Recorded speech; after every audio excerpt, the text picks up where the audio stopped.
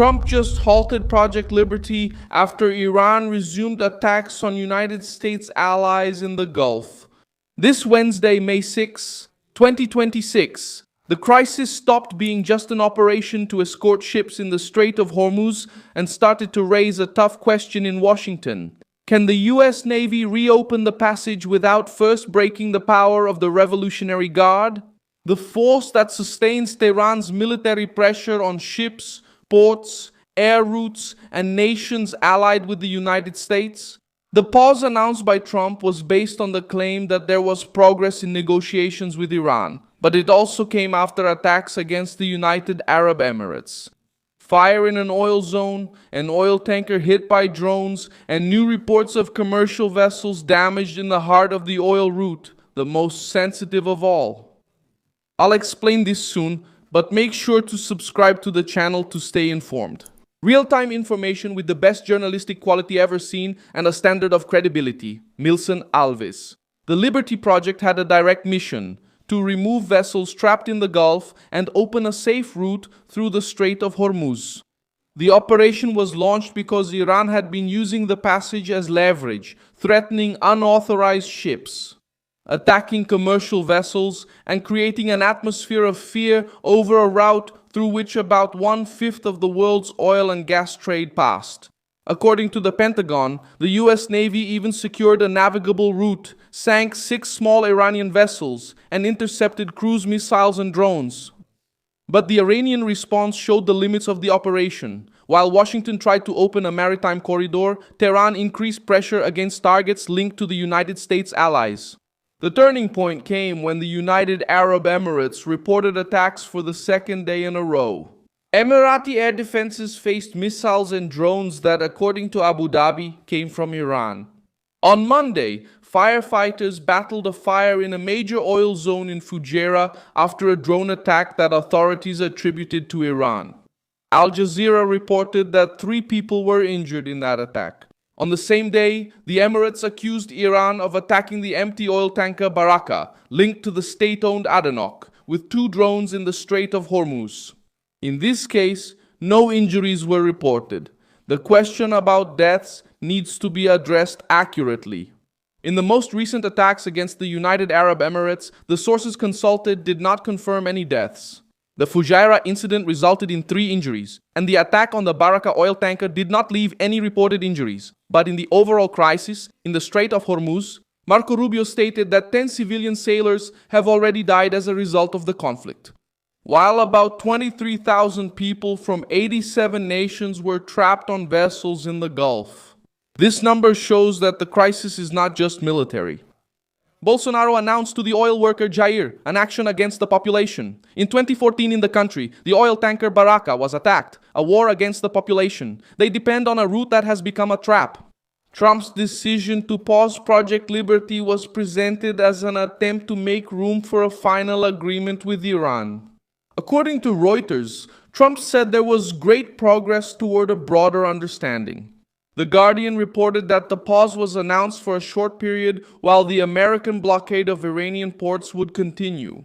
In other words, Washington is not backing down completely. It's shifting from naval escorts to pressure tactics.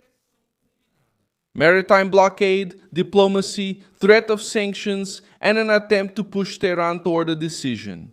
The problem is that Iran doesn't act simply like a nation engaged in negotiations. It acts like a regime that uses fear as a method.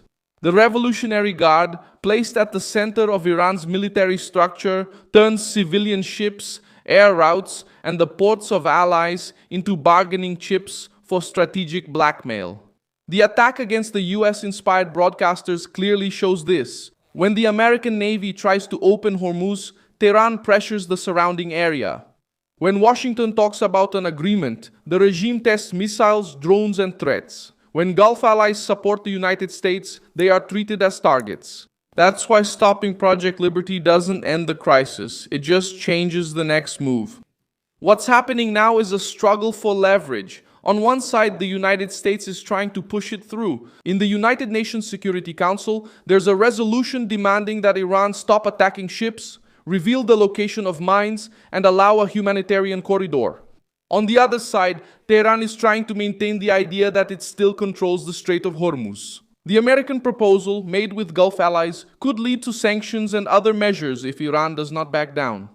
Marco Rubio called the vote a test for the usefulness of the United Nations. The crisis also reached the skies. The United Arab Emirates restricted flights to a few approved routes until at least May 11 and activated emergency security protocols.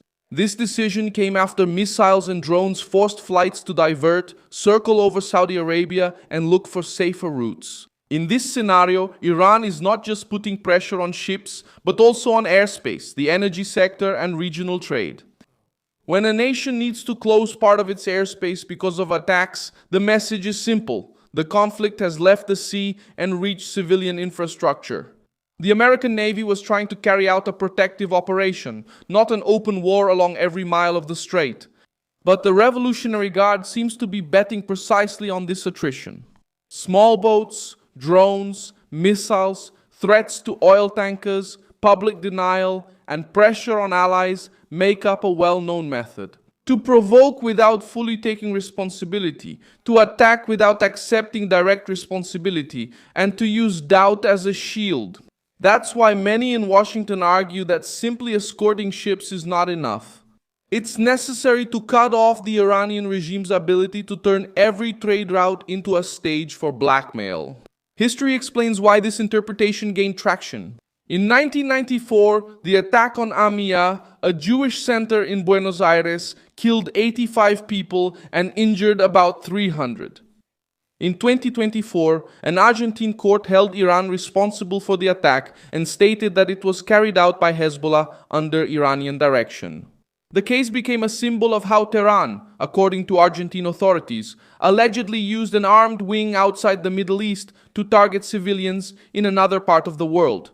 This memory weighs heavily now because the logic is similar. The regime denies, outsources, pressures, and hopes the world treats each episode as an isolated incident. Another example came from Saudi Arabia. In 1996, the attack on Khobar Towers killed 19 American servicemen and injured hundreds. The FBI reported that terrorism charges were brought against members of the pro-Iranian Saudi Hezbollah. And the United States Department of Justice detailed that the attack killed 19 American airmen and injured 372 Americans. This background is important because it shows that the dispute with Tehran was never limited to Iran's borders. When the regime feels pressured, the response can appear at bases, ports, ships, embassies, refineries, or regional allies. Other nations have already experienced the same pattern of indirect pressure. In 2019, Saudi Aramco facilities in Abqaiq and Quraysh were hit, temporarily knocking out a huge part of Saudi production. The United States, Saudi Arabia, and European powers blamed Iran, while Tehran denied involvement. In the same year, attacks on oil tankers in the Gulf of Oman were also attributed to Iran by Washington. The method repeats itself, attacking energy, trade, and shipping to raise the political cost for adversaries. Now, with the United Arab Emirates under threat and Hormuz blocked, the same logic returns in full force. The difference is that this time, Trump has placed the US Navy directly at the center of the crisis. The Freedom Project was created to show that the United States would not accept Iran turning Hormuz into military property of the Revolutionary Guard. But the pause reveals that Washington knows that escorting ships without addressing the source of the threat could turn into a never-ending operation. Each vessel protected today could be followed by another attack tomorrow. Each corridor that is opened can be closed again if Tehran maintains its means of intimidation. That's where the case of the Emirates carries so much weight. Abu Dhabi is a strategic ally of the United States, has vital energy infrastructure, hosts important trade routes, and is on the front line of Iranian pressure. When the Emirates are attacked by missiles and drones, the message is not just for that nation, it's for all the Gulf allies. Any government that helps Washington may pay a price. That's the logic of regional terror. This is not a regular naval battle. It's an attempt to intimidate allies, disrupt trade, and impose economic costs on the world. At the same time, Trump tries to show that he still controls the pace of the crisis. By pausing Project Liberty, he avoids turning every new attack into an immediate obligation for military expansion. But by maintaining the blockade on Iranian ports, he keeps pressure on Tehran. The message is twofold. There is room for an agreement. But there is no room for Iran to keep closing Hormuz, attacking ships, and threatening allies as if the region were a hostage of the Revolutionary Guard. The risk is that the regime might interpret the pause as weakness. If Tehran understands that each attack leads to demands in Washington, the Revolutionary Guard might double down. If it understands that the pause is just a short window before tougher sanctions, diplomatic isolation, and a new maritime architecture led by the United States, the calculation changes. That's why the next few days are decisive. The vote at the United Nations, the response from the Emirates, the position of China and Russia, and Trump's reaction will determine whether Hormuz can breathe again or if the Gulf enters a new phase of confrontation. The central fact is simple. Iran attacked regional security at the moment when the United States was trying to open a maritime passage. Trump paused Project Freedom to negotiate, but the crisis showed that ships, allies, and energy routes remain vulnerable as long as the Revolutionary Guard retains the ability to transform the state.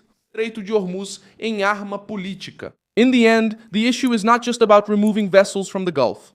It's about preventing the Iranian regime from continuing to use fear as a boundary, hold trade hostage, and use peace as a bargaining chip. I'm Milson Alves, an international affairs specialist, and my purpose is to keep you well informed with the truth every day. The news links are in the video description. Like this video, subscribe, and leave a comment at the end to get more involved with the Milson Alves community.